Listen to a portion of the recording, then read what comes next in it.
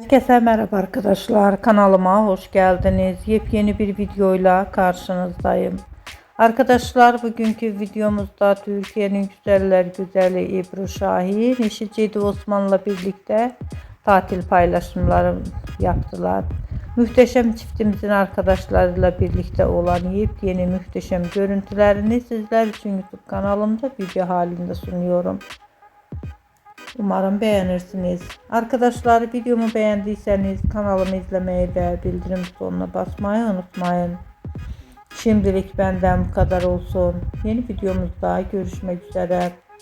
Hoşça kalın, sağlıklı kalın. Umarım videomu sona kadar izleyeceksiniz ve beğeneceksiniz.